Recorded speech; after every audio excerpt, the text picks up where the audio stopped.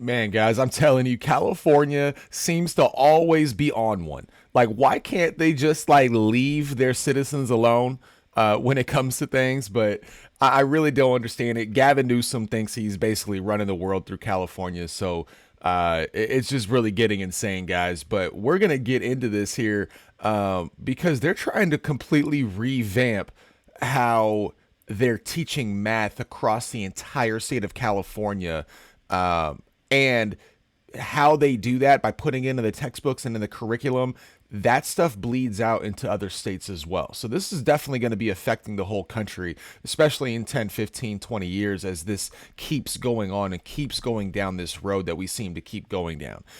So we're going to get into it, guys, because education is something that we need to stay on top of. We definitely need to revamp how we do education in the United States because how we've been doing it is just trying to teach everybody how to be good little worker bees instead of being able to think critically, be independent thinkers, and really have more of an entrepreneurial mindset when it comes to a lot of things.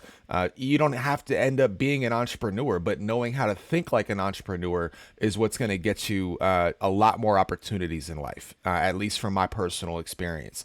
But we're going to hop into it, guys. Let me take a look here. We have, and this is from edweek.org, equity and cultural responsiveness. Beyond these debates about teaching strategies, problem based learning has long faced political critiques, often from conservatives who oppose the idea that math class could be a venue to discuss social justice themes or solutions to public policy problems. And right there, guys, just right there, why would math class lead to major discussions regarding social justice? That seems like it could be a whole nother class. Like we could have another class talking about that, but why are we trying to completely revamp it? It doesn't make sense to me, and I don't see how bringing up social justice is going to help with math at all. Like at all. The California framework encourages teachers in this work on two fronts. First, the collaborative, inquiry based approach is meant to support students from all backgrounds to find a sense of belonging in math classrooms and to engage their participation in meaningful conversations about math. Second, math content itself can help students use math to examine inequities and address important issues in their lives and communities. Again, we're using math the wrong way. I mean, if you learn math, if we can actually teach them and get them to understand math, and we're not talking calculus or anything like that, okay? Not necessarily. But if we can get them to learn math at a higher clip and a more efficient clip, they're going to be able to use that information to look up anything that they want that involves a mathematic skill, like statistics or anything like that. So I just you don't need to put a preference on making sure that there's that they're examining inequities and address important issues in their lives and communities in the classroom. This isn't something that should be. It just seems like we're just pushing a certain way of thinking down everyone's throat, and this is what irritates me. Is like they are so worried about equity of color, and when it's not about that, it's about equality, and it's not about color. It's actually about equality, but having diverse thought, having a whole bunch of people from a whole bunch of different cultural backgrounds, from societal backgrounds as well. Because I'm telling you, a black kid that comes from money and a black kid that doesn't come from money, they are going to look at the world completely different. Okay, they may both say that there's still heavy racism, but that's just what goes on in the media these days. That's what they're trying to push. But if you do a deep dive, I'm telling you, this is the least racist the world has ever been in the history of mankind. Like the history of mankind. You could be transgender these days and become a multimillionaire. Like LeBron James has more privilege in his pinky finger than I've ever had in my entire life. So It's again, guys, I'm not saying that minorities don't go through struggles and have gone through struggles, obviously, in the past. But it's not anywhere at the same clip, and it's not always about race, especially in today's world. In today's world, you can do anything you want in the United States, and it doesn't matter what your race, religion, obviously gender these days, anything, and that's the beauty about it. But what I hate is everyone's trying to push like this isn't the case in the United States when it clearly is. When you look at all the stats and if you look at history, that's why I think history is such an important class. We need to know what happened. If we don't remember what happened, then we're doomed to repeat our failures. And I feel like we're about to start going back into that road when it comes to stuff like this. But this type of stuff just irritates me, guys. We're trying to teach these kids math, and California has some of the lowest test scores when it comes to math and all these other things. And you're worried about equity in the math classroom. Like, get out of here. You're focused on the wrong thing. And then we got this on U.S. News. This is from last year. Education Secretary Cardona has big plans for equity. Are states and districts listening? I hope not, but we'll see what he's talking about. When Education Secretary Miguel Cardona outlined the Biden administration's education priorities in a major speech last month, he didn't mince words when he told state and district leaders that they needed to do more to put equity front and center. Oh, Lord Jesus. We need our states and districts to take a hard look at their own way of funding schools, and for those leaders to make the difficult decision to fix broken systems that perpetuate inequities in our schools across the country. Okay, now that statement is completely different than the whole narrative that they're pushing about equity. Okay, because honestly, in this situation, when he's talking about they need to look at how they're funding schools themselves from the state and district level, that's not equity, in my opinion. That's actually equality. Like, why would we give more of the funding to Beverly Hills districts and Scottsdale districts, Malibu districts, when they don't need that extra funding? They really don't. Like, they really don't need that extra funding. The lower income districts definitely could use a lot more of that funding. But to me, that is not, by doing that, that's not equity. And we shouldn't be focused on equity. We should be focusing on equality of opportunity, especially when it comes to education.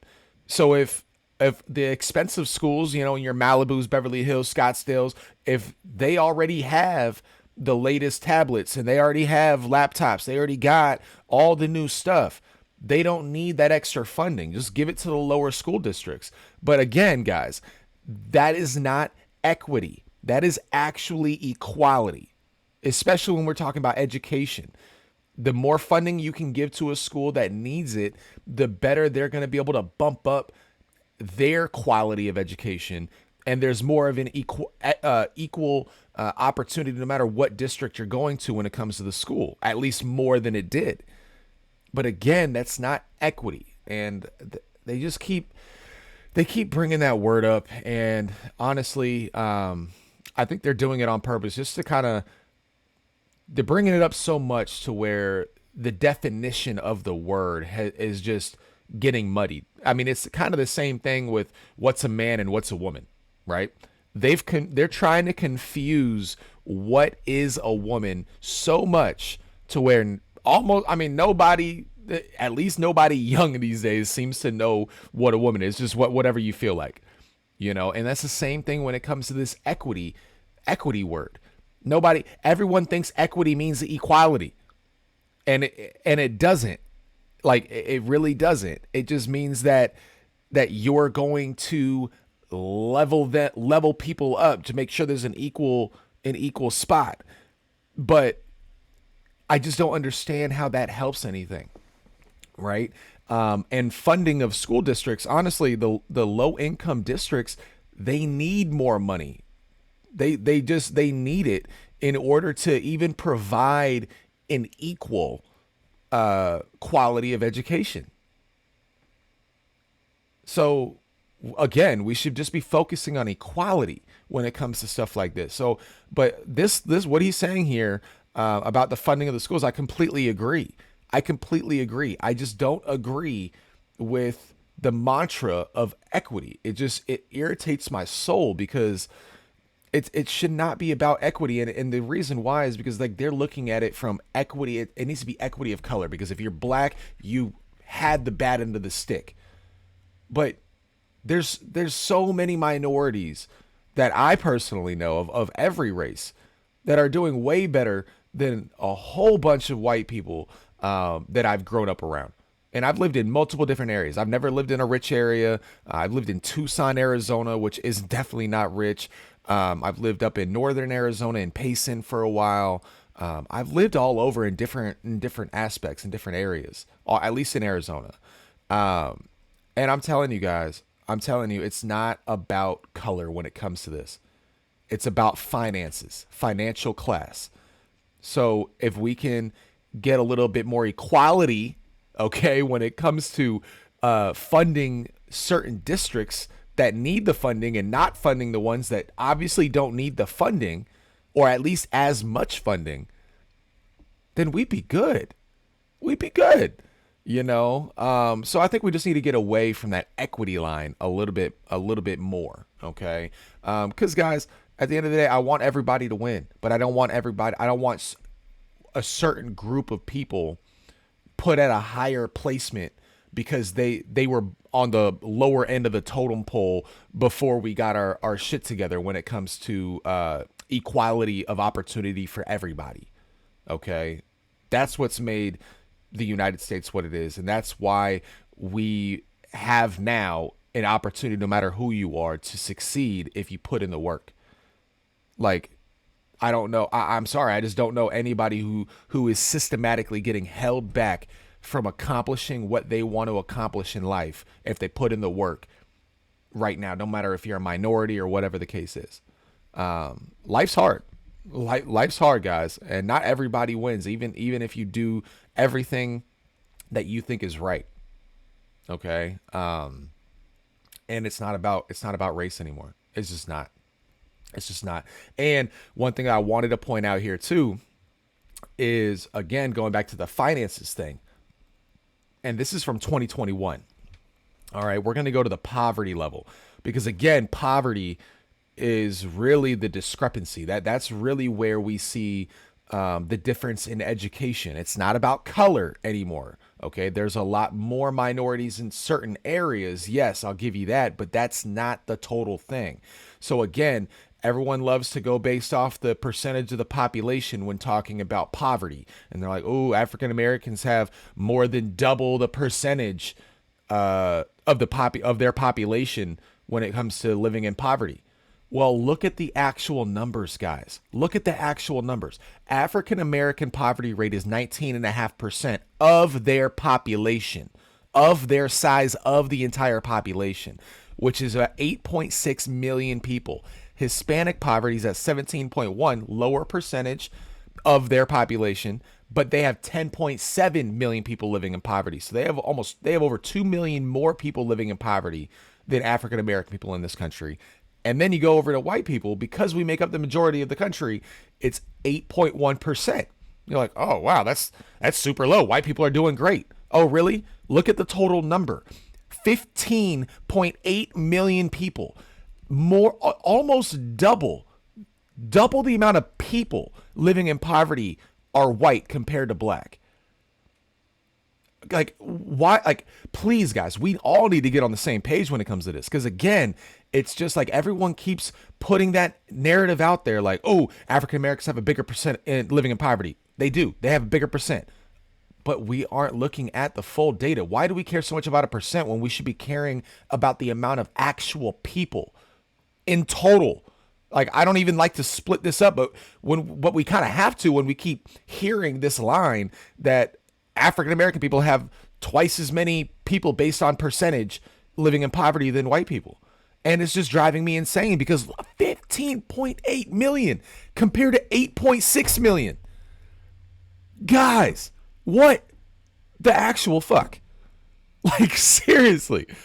I just want to know why we have this argument in society when poverty is what matters. Okay? Like, it's the poverty line, guys. It's not a racial thing why certain school districts don't get the funding. It's not a race thing. It's a money thing. It's a low income thing. And sadly, the people that join school boards and the people that actually make the determination on what districts get certain money in the local and state level, those people typically live in the upper Beverly Hills, Malibu areas. Like, they're the ones dictating where the money goes and what districts get what. So that's what we need to be focusing on. Getting them the hell out, getting some regular people in the school boards that are making decisions to get more funding, more of that funding to these lower income areas. That should be the main goal, guys. That should definitely be the main goal. And again, I really hope that it showed that these articles that I pulled up and the data on poverty, which I think is huge, just to show you the vast amount of people that are living in poverty. And living in poverty means you're making under 27,000 and change a year. Like, I don't even know how you survive in today's climate making that. I mean, you got to live with multiple people, but it's just absolutely insane to me, guys. So just want to make sure we're aware. Definitely share the video, like the video, subscribe to the channel if you haven't already, guys. But I think this is a very important topic that I think everybody should really pay attention to, because again, we're not talking about equity. It shouldn't be about equity. It should be just equality of opportunity. And if lower income areas aren't getting the funding needed to get their school up to a certain standard, then yes, it's not going to give you the same quality of education as some of these bigger, more funded schools in these rich communities.